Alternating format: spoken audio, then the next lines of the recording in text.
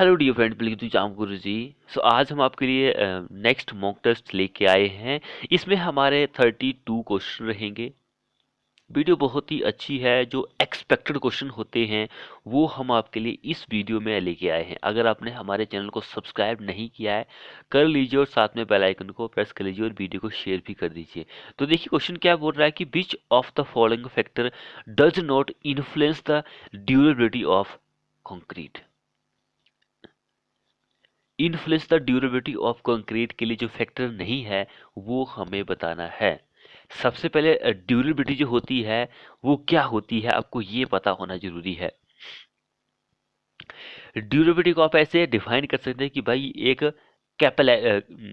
Capacity capacity जो होती है कंक्रीट की, ताकि वो किसी भी वेदर के एक्शन को रजिस्ट कर सके, केमिकल का जो एक्शन होता है उसको भी रजिस्ट कर सके, एवरेशन जो होता है उसको भी रजिस्ट कर सके, वो होती है ड्यूरेबिलिटी। अब जो जो फैक्टर हमारे इन्फ्लुएंस करते हैं ड्यूरेबिलिटी को, सबसे पहले आपको वो पता होने चाहिए भाई कौन कौन से फैक्टर इफेक्ट करते हैं। यहाँ पे डज नॉट पूछा है, वो तो ऑटोमेटिकली हमें पता लग ही जाएगा कि भाई कौन कौन से करते हैं कौन नहीं करते हैं। तो सबसे पहला जो फैक्टर होता है वो होता है वाटर सीमेंट रेशियो, ये फैक्टर होता है। एंड होता है सीमेंट का जो कंटेंट होता है, ये फैक्टर भी होता है। जो कवर आप स्टील के लिए प्रोवाइड करते हैं वो भी इन्फ्लुएंस करती है। एंड जो हम मेंबर यूज कर रहे हैं उसकी भाई शेप कैसी है, उसका साइज कैसा है, ये भी इन्फ्लुएंस करता है। भाई हमारी इन्वायरमेंटल कंडीशन कैसी है, इन्वायरमेंटल कंडीशन कैसी है, इस पर भी डिपेंड करता है। एंड जो हमारा टाइप एंड क्वालिटी जो होता है कॉन्स्टिट्यूशन मटेरियल का, वो भी डिपेंड करता है। तो ये फैक्टर मैंने आपको बताए हैं। अब यहाँ पर कौन कौन से दिए गए हैं, कवर तो मैंने आपको बता दी है, workmanship of construction, shape of the member ये भी मैंने आपको बता दिया है, वर्कमैनशिप कंस्ट्रक्शन ये भी डिपेंड करती है। लेकिन ये वाला जो है ये डिपेंड नहीं करता है, exposing the concrete to the sun, ये नहीं करता है। तो यही हमारा आंसर हो जाएगा। बाकी ऑटोमेटिकली सारे ही आंसर हो जाते हैं। अगला क्वेश्चन देखिए, विच of the following sentence is incorrect in case of lime. भाई लाइम देखिए कितना ज़्यादा इंपॉर्टेंट क्वेश्चन है। वैसे मैं बोलता हूँ हर वीडियो में कि भाई आप हमारे चैनल पर विजिट कीजिए डेली। जब हम आपको वहाँ पर पोल प्रोवाइड करते हैं तो पोल के नीचे कमेंट का जो सेक्शन होता है वहाँ पर उस क्वेश्चन के बारे में डिटेल से जानकारी प्रोवाइड करते हैं। या फिर कई बार ऐसा होता है कि हम आपको, जैसे कि एक लाइम है, लाइम के बारे में पूरी जानकारी देंगे कि भाई ये लाइम ये है, तो इसमें कौन कौन से कॉन्स्टिट्यूट होते हैं, कहाँ से ये आपको मिलता है, इसका सोर्स कहाँ क्या है, इसका यूजेस क्या है, तो सारी कुछ हम आपको प्रोवाइड करते हैं। तो अब हाल ही में हमने आपको लाइम के बारे में बताया कि भाई कौन कौन से लाइम होते हैं, तो वो आपके लिए इम्पोर्टेंट है। अब देखिए फर्स्ट पॉइंट क्या बोल रहा है, हमें सिर्फ गलत बताना है। Lime obtain after calcination has higher affinity toward water, बिल्कुल सही बात है। Fat lime slakes vigorously and increase by 2 से 2.5% time of its original volume, बिल्कुल सही बात है। ये मैंने आपको कितनी बार बताया है। Hydraulic lime is soluble in water and also known as water lime. देखिए ये कितना मिलता जुलता है, लेकिन ये गलत है। क्यों? क्योंकि हाइड्रोलिक लाइम जो होता है उसका एक और नाम है वाटर लाइम। यहाँ तक तो ठीक है, लेकिन जो हाइड्रोलिक लाइम होता है वो सोलुबल नहीं होता है, घुलनशील नहीं होता है पानी में भाई। क्योंकि ये हाइड्रोलिक लाइम आपको पता है कि पानी के इसको वाटर लाइम के नाम से भी जाना जाता है, तो ये पानी में कैसे घुलनशील होगा, ये होता है इनसोलुबल, पानी में अघुलनशील होता है, तो इनसोलुबल होता है। तो यही हमारे पास गलत स्टेंस है, बाकी ये सही है। आपको पता है कि पानी मिलाते ही जो फैट लाइम होता है उसकी वॉल्यूम जो होती है 2 से 2.5% तक बढ़ जाती है। ये फोर्थ ऑप्शन क्या है, ये भी बिल्कुल सही है। अगला क्वेश्चन देखिए, queen closer is known as, queen closer जो होता है is known as, queen closer आपको पता है कि लेंथ वाइज आपको लेंथ और विड्थ, जैसे कि ये हमारी ब्रिक है तो इसको आप बीच से काटेंगे तो वो हमारी क्वीन क्लोजर बन जाती है। तो यहाँ पे फोर्थ ऑप्शन हमारा बिल्कुल सही आंसर हो जाएगा। Brick having full length and thickness but half the width of the full brick, तो यही हमारा आंसर हो जाएगा। अगला क्वेश्चन देखिए, damage due to alkalies aggregate. Reaction in concrete structure is mainly due to the presence of cement with high alkalis plus reaction plus reaction aggregate plus moisture। ये हमारा fourth answer हो जाएगा। भाई reaction जो होता है alkalis की वजह से कंक्रीट स्ट्रक्चर में डैमेज होता है, तो सीमेंट के पास अगर हाई अल्कलीज है प्लस रिएक्टिव एग्रीगेट है प्लस मॉइस्चर है, तो उस वजह से हमें ये देखने को मिलता है, इसलिए 4 हमारा आंसर हो जाएगा। अगला देखिए, which material has a composite structure which is layered structure form agglutinating by different sheet, तो वो लैमिनेटेड स्ट्रक्चर ही होता है। ऑप्शन सेकंड हमारा इस क्वेश्चन के लिए आंसर हो जाएगा। अगला क्वेश्चन देखिए, factor of safety against sliding of the footing when dead load, live load and the earth pressure are considered for shallow foundation is. So भाई हमसे यहाँ पर क्या पूछा गया है, फैक्टर ऑफ सेफ्टी पूछा गया है, किसके लिए, स्लाइडिंग के लिए। फुटिंग केस हमारा सेम रहेगा, एक होता है हमारा स्लाइडिंग, जैसे कि ये स्लाइडिंग है, एक होता है ओवर टर्निंग के लिए। सिर्फ स्लाइडिंग की जगह आपको ओवर टर्निंग लिखना है, बाकी सेम क्वेश्चन रहेगा। तो फैक्टर ऑफ सेफ्टी जो होता है स्लाइडिंग के लिए वो 1.75 से ज़्यादा ही होता है, शुड नॉट लेस देन, यानी कि ये हमारा स्लाइडिंग के लिए आंसर हो जाएगा।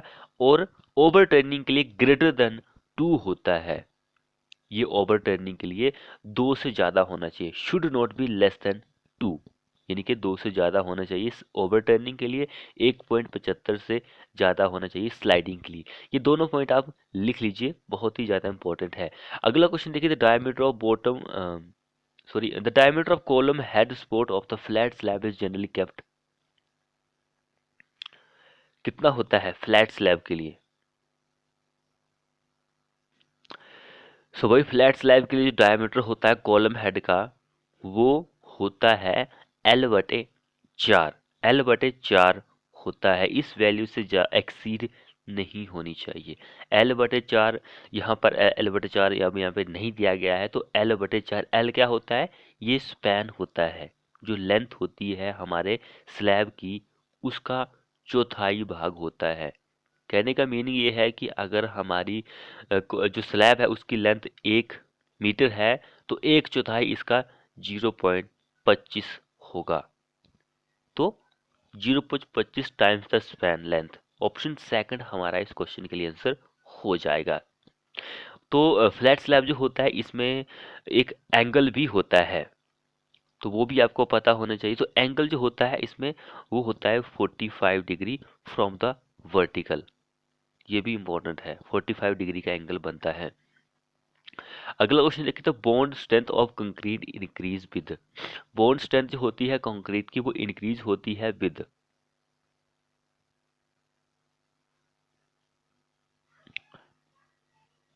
बॉन्ड स्ट्रेंथ जो होती है वो ग्रेड ऑफ कंक्रीट के साथ इंक्रीज होती है, ग्रेड ऑफ कंक्रीट के साथ इंक्रीज होती है। अगर bond strength concrete and steel में हम बात करेंगे तो वो मेनली होती है फ्रिक्शन एंड एडिशन की वजह से, फ्रिक्शन एंड जो एडहेशन होता है इन दोनों की वजह से होती है। ये भी आपको पता होना चाहिए कि भाई स्टील एंड कंक्रीट के बीच में जो स्ट्रेंथ होती है बॉन्ड स्ट्रेंथ, वो फ्रिक्शन एंड एडिशन, यहाँ से एग्जाम में क्वेश्चन जो है 1-2 बार पूछा गया है, तो ये भी आपको पता होनी जरूरी है।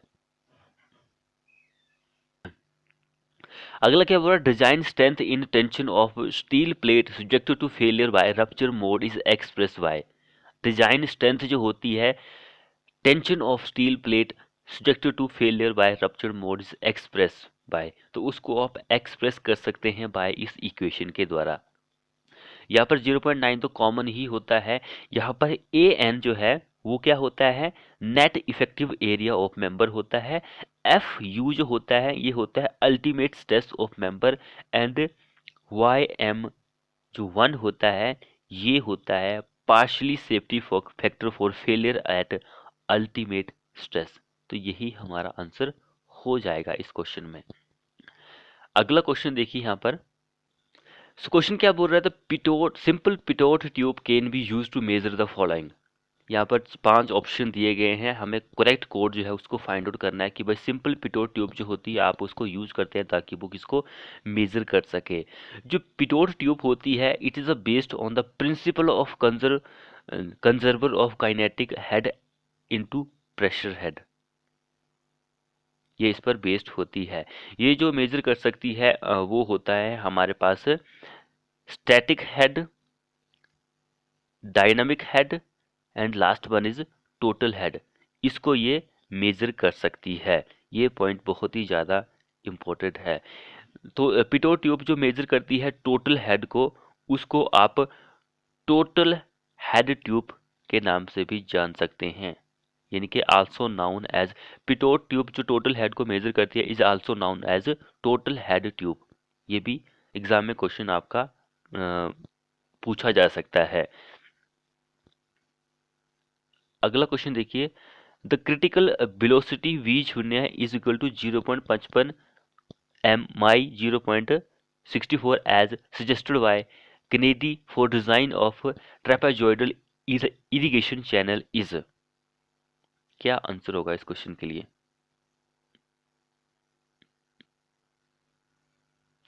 सो यहाँ पर नन ऑफ द अबव हमारा आंसर हो जाएगा इस क्वेश्चन के लिए।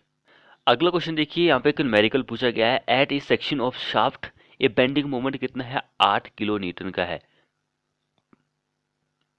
मीटर का है, एंड ट्विस्टिंग मोमेंट कितना है, 6 किलो न्यूटन का है। एक्ट टुगेदर कर रहे हैं। द इक्विवेलेंट ट्विस्टिंग मोमेंट हमें फाइंड आउट करना है, वो भी किलो न्यूटन मीटर में हमें फाइंड आउट करना है।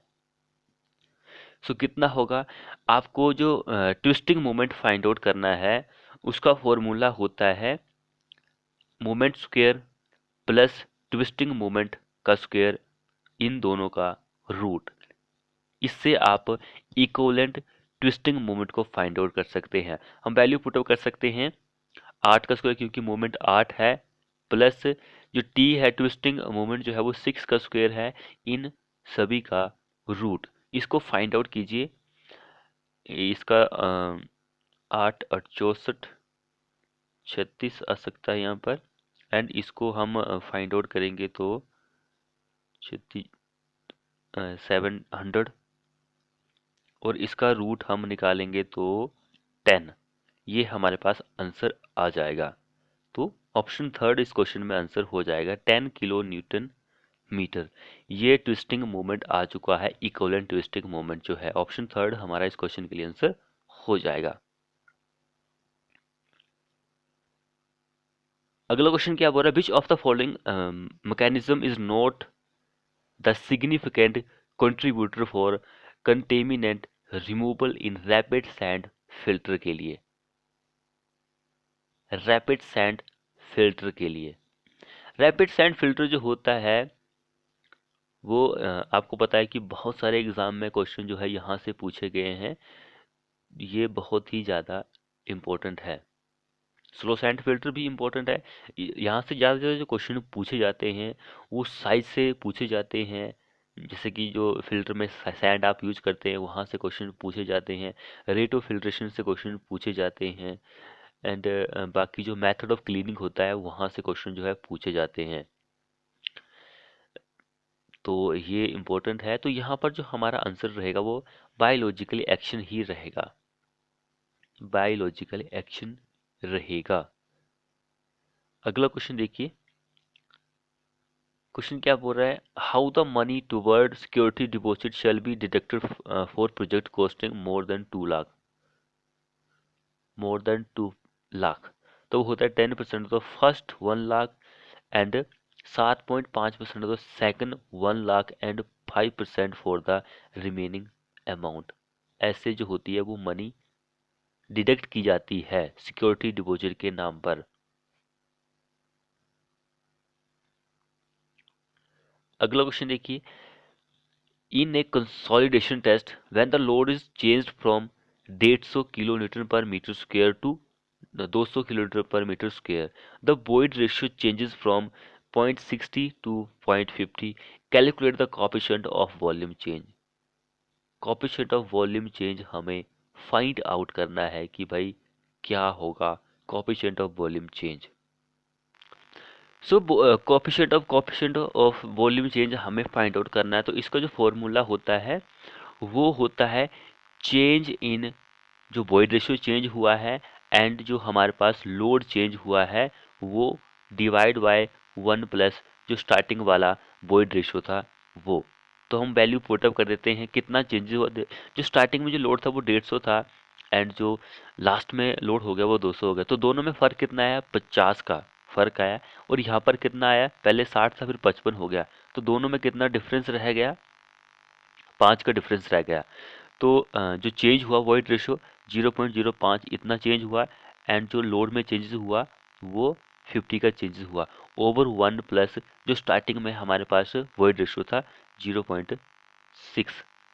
तो ये है हमारे पास, इसको आप फाइंड आउट कर लीजिए। हमारे पास जो आंसर आएगा वो 1/1600 आंसर आ जाएगा, ये वाला, सॉरी 600 यहाँ पे, ये वाला होगा 1600 ये दिया गया है। आप इसको फाइंड आउट कर सकते हैं। अगला क्वेश्चन देखिए, in the optical characteristics of the telescope which compound lens free from spherical aberration is term as. उसको आप एबनेशन बोलते हैं। ऑप्शन सेकंड हमारा इस क्वेश्चन के लिए आंसर होगा। अगला क्वेश्चन देखिए, the octahedral structure unit of clay mineral consists of dash hydroxide forming a configuration of an octahedron and having one aluminum atom at the center। उसको आप 6 होते हैं, डैश में 6 आएगा। कई स्टूडेंट ऐसे हैं जो कि कमेंट कर रहे थे कि सर एच हरियाणा जेई के लिए जो प्रीवियस ईयर के क्वेश्चन है उनको शुरू कीजिए। तो चलो हम कोशिश करेंगे कि भाई उनको भी जल्दी से जल्दी शुरू किया जाए। अगला क्वेश्चन देखिए, optimum depth of core watering for a rice crop is. Optimal optimum depth जो होती है कोर वाटरिंग के राइस के लिए पूछा गया है। भाई राइस के लिए 19 सेंटीमीटर की होती है।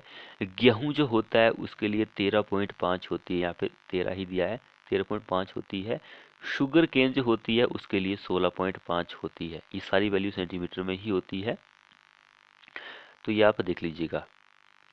अगला क्वेश्चन देखिए, a fine grain soil is found to have a liquid limit कितनी है, 90% है एंड प्लास्टिक लिमिट कितनी है, 50% है। तो नेचुरल वाटर कंटेंट है 28%। What is the liquidity index. Liquidity index हमें जो है वो फाइंड आउट करना है। So, जो लिक्विडिटी होती है उसका फॉर्मूला होता है WN minus WP over IP।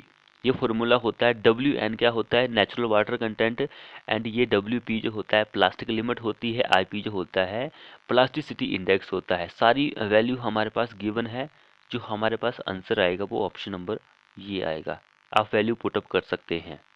यहाँ पर आपको ये रहेगा कि भाई हमारे पास IP जो है वो फाइंड आउट करना है इस क्वेश्चन में, यानी कि जो प्लास्टिसिटी इंडेक्स है वो हमें फाइंड आउट करना है। तो यहाँ पर हमारे पास कुछ चीज़ें गिवन नहीं है, तो हमें वो फाइंड आउट करनी पड़ेगी, तो आप इसको फाइंड आउट कर सकते हैं। अगला ऑप्शन देखिए, what is the least preferred strategy of integrated solid waste management according to their environmental benefit is. तो वो होता है लैंड फिल्स। लैंड फिल्स होता है। अगला क्वेश्चन देखिए, critical load position in critical load combination for rigid pavement design is taken as. तो वो होता है interior edge and corner loading. ये होता है क्रिटिकल लोड पोजीशन जो होती है। नेक्स्ट भी यही क्वेश्चन दिया गया है। अगला क्वेश्चन देखिए, according to unified soil classification system the symbol C is use to represent which of the following points. तो वो प्लास्टिक फाइंड्स को रिप्रेजेंट करता है, प्लास्टिक फाइंड्स को रिप्रेजेंट करेगा। अगला देखिए, यहाँ पर हमारे पास एक डायग्राम दिया गया है। Calculate the quantity of internal plastic for enclose shown below. Height is 3 metre. 3 metre height दी गई है।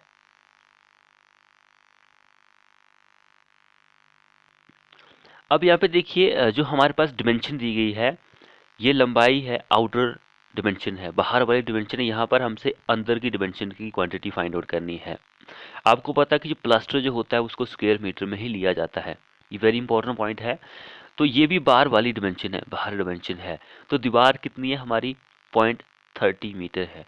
यहाँ भी 30 मीटर, यहाँ भी 30 मीटर। इट मीन्स कि इसकी लंबाई जो है 60 मीटर माइनस हो जाएगी। तो यहाँ पे 6 मीटर बची, इट मीन्स कि ये भी 6 मीटर है। और ऐसे ही ये 30 है, ये भी 30 है, क्योंकि आउटर डिमेंशन ली गई है। तो 30 30 60, तो ये 4 बची, तो ये भी हमारे पास 4 ही होगी। तो 6 4 10, 6 4 10, 20 हमारे पास टोटल दीवार जो है उसकी लंबाई 20 मीटर हो चुकी है। और हमसे हाइट कितनी है, 3 मीटर हाइट है। तो 20 इंटू 3, 6 60, 60 स्क्वायर मीटर हमारे पास आंसर जो है वो आ जाएगा।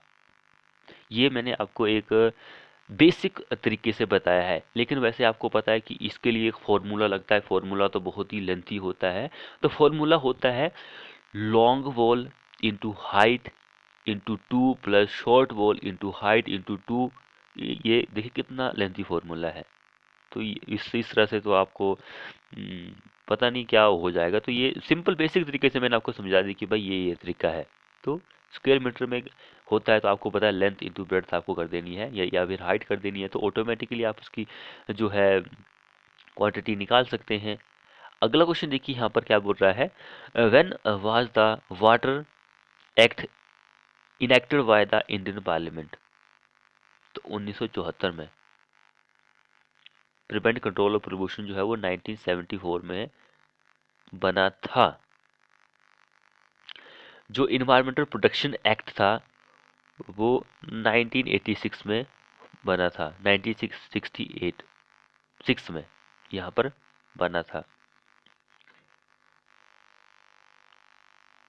अगला क्वेश्चन देखिए, the work output of A machine for brick work in cement mortar for foundation work is रफली एक्सपेक्टेड टू। भाई आउट टर्न के बारे में यहाँ पे क्वेश्चन जो है पूछ रहा है, आउट टर्न के बारे में। तो ब्रिक वर्क इन लाइम हो या फिर सीमेंट मोटार हो, हमारे पास फाउंडेशन एंड प्लिंथ के लिए जो होता है वो 1.25 क्यूबिक मीटर बंदा वही काम करेगा, एक मिस्त्री जो होता है। ऑप्शन सेकंड हमारा इस क्वेश्चन के लिए आंसर हो जाएगा। नेक्स्ट देखिए, neglecting up lift pressure the base width of an elementary profile of a gravity dam shall be taken as. कितनी आप लेते हैं, तो वो आप लेते हैं ग्रेटर ऑफ एच बटे under root G into H बटे म्यू जी, इससे ज़्यादा आप लेते हैं। अगला देखिए, consider a uniform square plate of side a and mass m. The moment of inertia of this plate about an axis perpendicular to its plane and passing through one of the corner is, तो वो 2/3 ma square होता है। Next one देखिए, for a given noise signal what would be the correct order of noise indicate in term of increasing volume. ये आपको homework के लिए दे रहा हूँ, इसको कमेंट बॉक्स में आपको कहीं से भी सॉल्व करके कमेंट करना है कि भाई इसका आंसर क्या होगा। अगला क्वेश्चन देखिए, dash transmit the load through near bottom tips. Such piles act as column and transmit the load through a weak material to a firm stratum below. तो वो होती है and wearing pile.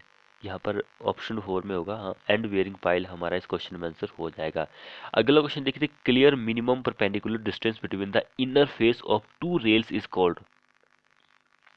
Clear minimum जो perpendicular distance होती है between inner face of two rails, अंदर की जो डिस्टेंस होती है उसको आप रेल गेज के नाम से जानते हैं। दो रेल के बीच की जो अंदर वाली डिस्टेंस होती है रेल गेज के नाम से जाना जाता है। अगला क्वेश्चन देखिए और लास्ट ही क्वेश्चन है। क्वेश्चन क्या बोल रहा था, maximum volume of cant deficiency for broad gauge and metre gauge prescribe by Indian railway is. Broad gauge and metre gauge के लिए कैंट की जो डेफिशिएंसी होती है वो कितनी होती है भाई।